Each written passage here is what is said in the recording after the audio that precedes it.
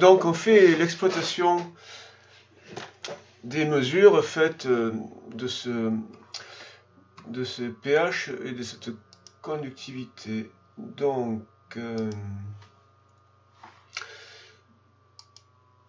voilà les mesures obtenues, qui ont l'air très bonnes d'ailleurs. Première courbe à tracer, on trace donc le pH en fonction du volume versé. Et donc, on voit graphiquement cette augmentation assez brutale, plus rapide du pH, ici, ce saut de pH là. Pour faire une exploitation de cette courbe là, on va tracer deux tangentes de part et d'autre du point d'inflexion, de part et d'autre de l'équivalence. Donc, méthode des tangentes, on trace deux tangentes parallèles. Donc la première, elle est tracée de façon arbitraire, et la deuxième, elle est obligatoirement parallèle à la première. Puis on trace la parallèle équidistante de ces deux-là, et l'équivalence, c'est l'intersection entre cette parallèle équidistante des deux premières et la courbe. Alors il faut compléter cette courbe-là, il faut la lisser à la main, si vous voulez. Et voilà ce que l'on obtient. Donc, les deux parallèles, les deux tangentes parallèles et la parallèle équidistante aux deux, l'équivalence se trouve donc à l'intersection entre la courbe du pH et cette parallèle au milieu. Donc l'équivalence, c'est ce point-là. Son abscisse, c'est le volume de base, le volume de titrant, le volume de soude versé à l'équivalence. Vous pouvez rajouter un quadrillage secondaire sur Excel, et si on exploite la proportionnalité, si on exploite l'échelle de l'affichage, là, on a 13,9 millilitres. Autre courbe intéressante, c'est donc cette fois-ci la conductivité en fonction du volume versé à l'équivalence. Et cette courbe-là nous donne un profil avec deux portions de droite. Eh bien, l'équivalence pour cette courbe-là, l'équivalence, on l'obtient en repérant l'intersection de ces deux portions de droite. Donc, on fait la modélisation sur la feuille imprimée à la règle de ces deux portions de droite. L'équivalence, c'est l'intersection de ces deux portions de droite. Voilà ce que l'on obtient. Et là, on trouve 14,1 millilitres comme volume versé à l'équivalence. Une autre courbe intéressante à tracer.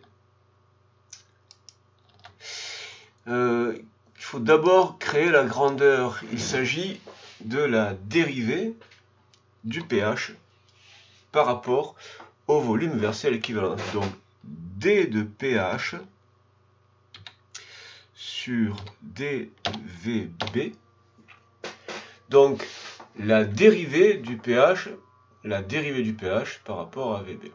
Donc on va créer la formule de calcul égale, donc D de pH, donc pH après moins pH avant, divisé par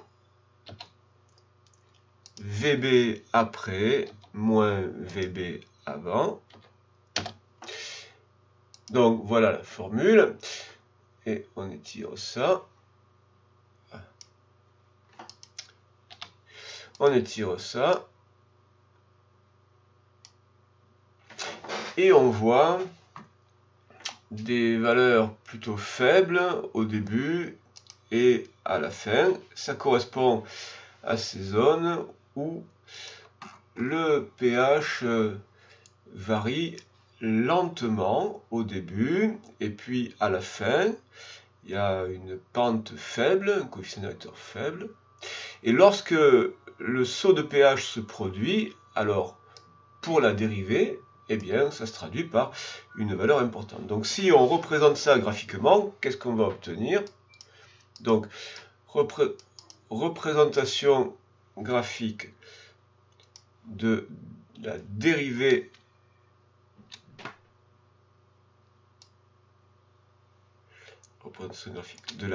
du pH par rapport à VB en fonction de VB. Et on voit ici le saut de pH qui se traduit par un pic de la dérivée. La dérivée, c'est le coefficient directeur de la pente, le coefficient directeur de la tangente. Le coefficient directeur de la tangente est très élevé au moment de l'équivalence. Donc, quand on fait l'exploitation de ça, alors là par contre, comme on a quand même une représentation dite discrète avec des points, il y a quand même un petit doute sur la place de l'équivalence de ce pic. Donc s'il est ici, c'est à 13,6, s'il est entre ces deux points-là, c'est à 13,7. C'est un peu incertain. Bon, donc autour de 13,6. Et vous voyez la cohérence donc de ces valeurs-là. Alors maintenant, on fait l'exploitation de ceci. Donc on a fait la détermination du volume à l'équivalence, du volume VB à l'équivalence pour chacune des courbes. Maintenant, exploitation. Donc là, donc 5b, l'équation de la réaction support du titrage. Donc CH3COOH, c'est l'acide éthanoïque, c'est l'espèce titrée. HO-, c'est les ions hydroxydes, espèce titrante, c'est une réaction acido-basique. L'acide éthanoïque libère un proton H+, qui est récupéré par HO-. L'acide éthanoïque devient sa base conjuguée l'ion éthanoate. Les ions hydroxydes deviennent leur forme acide conjuguée qui est l'eau en recevant H2O. Maintenant, calculer la concentration molaire apportée en acide acétique ou éthanoïque pour chacune des trois méthodes. Alors, comment on repère l'équivalence? Eh bien, comment on exploite l'équivalence? Ce qui caractérise l'équivalence, c'est que les quantités de réactifs se sont annulées, les quantités de réactifs à l'équivalence sont nulles, et à l'équivalence, donc ces quantités sont stoichiométriques conformes au coefficient, et on peut écrire NCH3COOH égale NHO-. C'est NCH3COOH qui était présent initialement égale NHO- versé à l'équivalence au moment de l'équivalence. Donc, cette quantité de matière-là, c'est un produit concentration fois volume. Quelle concentration? Eh bien, c'est la concentration du vinaigre dilué, donc de la solution qui a été prélevée, qui a été apportée, que vous avez apportée avec la pipette. Donc c'est la prise d'essai. Donc c'est la concentration qu'on a appelée petit c, le vinaigre dilué. V, c'est le VA, le volume que vous avez introduit dans ce bécher avec la pipette jaugée, ce sont les 10 millilitres. La quantité de matière là, c'est aussi un produit concentration fois volume. Concentration, c'était le CB, la concentration de l'espèce titrante de l'hydroxyde de sodium, de la solution d'hydroxyde de sodium, et VB, c'est ce volume de base versé à l'équivalence qu'on lit sur les courbes, et qui est donc le but de la détermination, de l'exploitation de ces courbes-là. Donc, ça permet d'exprimer la concentration du vinaigre dilué, de CH3COH du vinaigre dilué, donc CbVBE sur VA, on divise par VA. Alors, Cb. Lorsque on fait le TP, on a une solution donc de concentration pour la base, pour l'hydroxyde de sodium, de concentration 0,10 mol par litre, mais les concentrations de solution d'hydroxyde de sodium, malheureusement, sont assez instables et elles se dégradent. Et donc, au moment où on a fait la manipulation, j'ai demandé à nos aides de labo de faire une mesure plus précise, la plus précise possible, et la plus actuelle de cette concentration-là, et on avait en fait 0,0979 mol par litre. Alors ça, c'était pour le groupe de mercredi, et pour le groupe de vendredi, c'était 0,0961 mol par litre. Donc pour ceux du vendredi, vous pouvez faire ce calcul-là avec cette valeur-là. Donc, multiplié par le volume versé à l'équivalence. Bon, on commence par la valeur lue sur le pH. Et donc, sur la courbe du pH, on avait 13,9.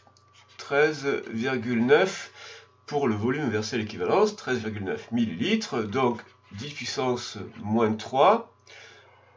Alors, la conversion en millilitres, la conversion en litres, là, à partir des millilitres, 10 puissance moins 3, en fait, après, elle disparaît. Par précaution, vous avez intérêt à revenir à chaque fois aux unités légales. Sur VA, donc ça, c'était le volume du vinaigre dilué que vous avez apporté dans le bécher grâce à la pipette jaugée, donc 10 ml, 10,0 ml, 10 puissance moins 3, et ceci, ça vous donne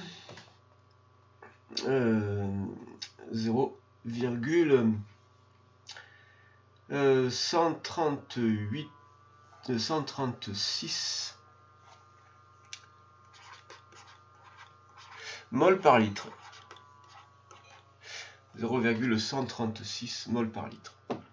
Alors ça, c'était la concentration en acide éthanoïque dans le vinaigre dilué.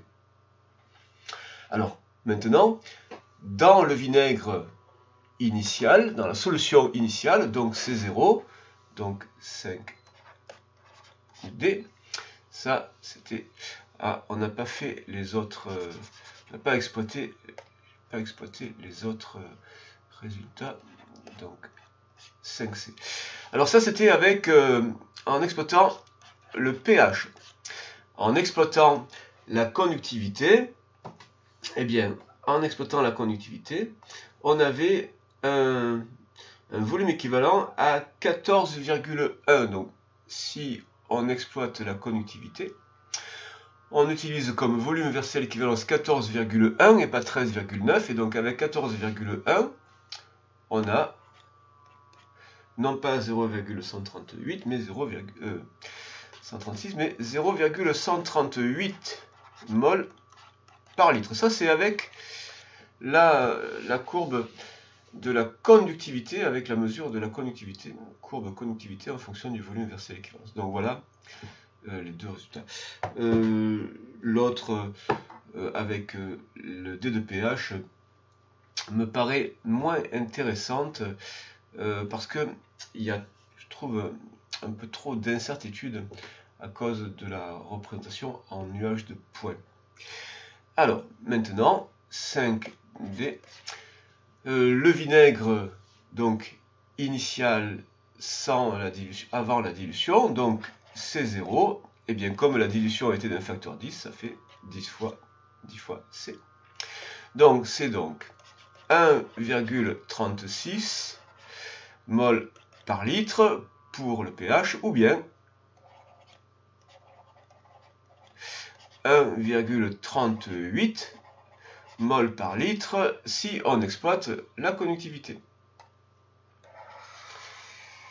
Alors maintenant, il faut traduire ça en titre massique, en parenthèse massique, pardon, en pourcentage en masse. En pourcentage en masse, puisque le degré qui sert d'unité, c'est le pourcentage en masse de l'acide acétique. Donc, comment traduire ça en pourcentage en masse? Qu'est-ce que c'est le pourcentage en masse? Alors, ce pourcentage en masse, c'est donc la masse de CH3COOH divisé par la masse de la solution et multiplié par 100 si on veut que ce soit avec l'unité %. Alors la masse de CH3COH, eh bien c'est comme la masse d'un échantillon, petit m, c'est donc quantité de matière multipliée par la masse molaire.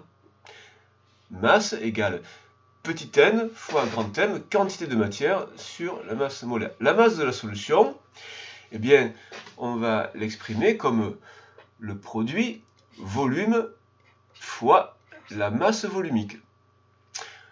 Si on continue à développer ça, la quantité de matière là, c'est un produit C fois V.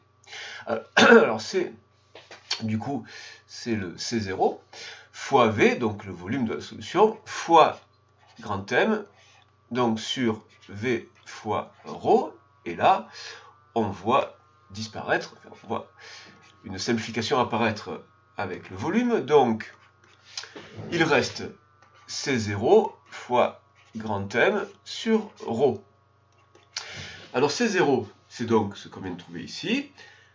Alors si on le fait avec la valeur obtenue avec le pH, avec la courbe du pH, 1,36, donc fois la masse molaire, donc elle est de 60,0 grammes par mol, divisé par la masse volumique. Alors, la masse volumique, elle n'est pas donnée directement. La masse volumique, elle est donnée par l'intermédiaire, de façon donc indirecte, par l'intermédiaire de la densité. Donc, on avait densité égale 1,03, ce qui veut dire que la masse volumique, c'est donc la densité fois la masse volumique de l'eau, donc 1,03 fois la masse volumique de l'eau, donc la masse volumique de l'eau, 1,00 à 3 chiffres. Et alors, est-ce que c'est grammes par millilitre? Qu'est-ce qu'on va utiliser comme unité là? Comme la concentration est en mol par litre, eh bien il faut que là, la masse volumique, ce soit en grammes par litre, donc 1,0 fois 10 puissance 3 grammes par litre. Dans ce cas, ici, on a bien 1030, donc à 3 chiffres significatifs. En toute rigueur, eh bien, on devrait écrire à 3 chiffres significatifs 103 fois 10. Alors en fait, la masse volumique de l'eau, on peut l'exprimer quand même à plus de chiffres significatifs que ça. Donc, égal. Et on obtient comme titre, donc comme pourcentage en masse, 7,92 10 puissance moins 2. Donc ça, c'est le pourcentage, c'est la fraction massique, la fraction en masse de l'acide dans le vinaigre. Et en pourcentage, donc ça fait 7,92%. Et donc, avec la convention d'écriture de l'étiquette du vinaigre, eh bien c'est 7,92 degrés. Alors si on exploite, donc ça c'est avec le pH, si on exploite l'autre valeur obtenue avec la conductivité, donc le 1,38 à la place de 1,36, ou bien on obtient, cette fois-ci, c'est 0,0803. Et donc, ça, c'est 8%, 8,03%, 8,03%, et donc, avec le degré, c'est donc 8,03 degrés. Alors, est-ce que ce sont des, résultats satisfaisants? Eh bien, on va comparer avec l'indication de l'étiquette. L'indication de l'étiquette, c'était 8 degrés, donc F. Donc, le pourcentage, le degré théorique, c'était 8 degrés. Donc, l'écart relatif, l'erreur relative, l'écart relatif, c'est donc théorique moins mesure expérimentale divisé par théorique et multiplié par 100 pour que ce soit un pourcentage, et tout ça en valeur absolue. Donc c'est valeur théorique moins valeur expérimentale sur valeur théorique et multiplié par 100 si on veut que ce soit un pourcentage. Donc avec 7,92, ça fait donc 7,92 moins 8 valeur absolue divisé par 8 multiplié par 100. Et donc comme écart relatif, on obtient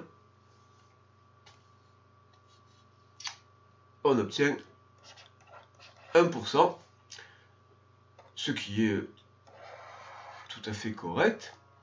Ou bien, alors toujours en alternance là, le résultat obtenu avec la conductivité, ou bien égal, alors l'autre c'était 8,03 moins 8 divisé par 8 en valeur absolue multiplié par 100.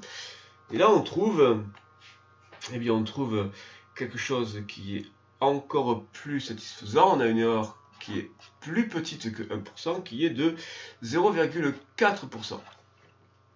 Et donc c'est encore plus satisfaisant. Voilà pour les résultats. Donc 8 degrés, c'était bien l'étiquette. Pourquoi on a utilisé la phénolphtaléine? Eh bien, le critère, c'est que le virage doit se produire à un pH qui se trouve dans la zone sensible de l'indicateur coloré, dans la zone de virage de l'indicateur coloré. Et on a obtenu un virage ici autour d'un pH de 8. Donc il fallait choisir un indicateur coloré dont le virage contenait cette valeur 8. Alors voyons ce qu'on a ici. Le virage, donc zone de virage contenant le 8, et bien ici on a peut-être celui-là. On n'a pas utilisé celui-là, on aurait pu utiliser le rouge de Crézol. Le bleu de thymol, bon, un peu plus limite, là on est vraiment à la frontière.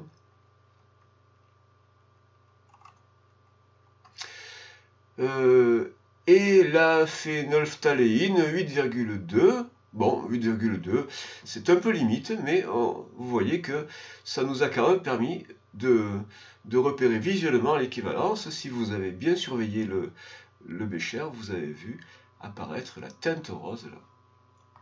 Et on aurait pu utiliser donc soit le rouge de Crézol, soit le bleu de thymol. Voilà, ces deux autres là, indicateurs colorés, convenaient tout à fait.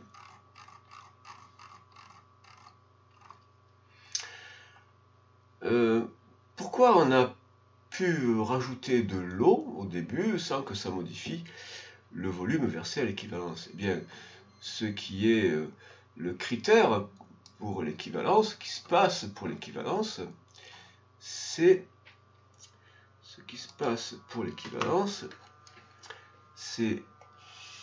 ceci. À l'équivalence, les quantités de matière des réactifs sont nulles. Les deux sont des réactifs limitants. Les deux ont été introduits en quantité stoichiométrique. Mais quand on a dilué ce qui se trouvait dans le bécher, la solution qu'on avait dans le bécher, quand on a dilué, on n'a pas changé la quantité de matière. Au cours d'une dilution, il y a conservation des quantités de matière. Si vous ajoutez de l'eau dans un sirop de grenadine, vous ne changez pas la quantité de matière, de sucre, ou de... Vous changez sa concentration, mais pas la quantité de matière. Donc, parce que quand on dilue, on ne change pas la quantité de matière de soluté. Voilà pourquoi. Donc, voilà pour l'exploitation de ce titrage.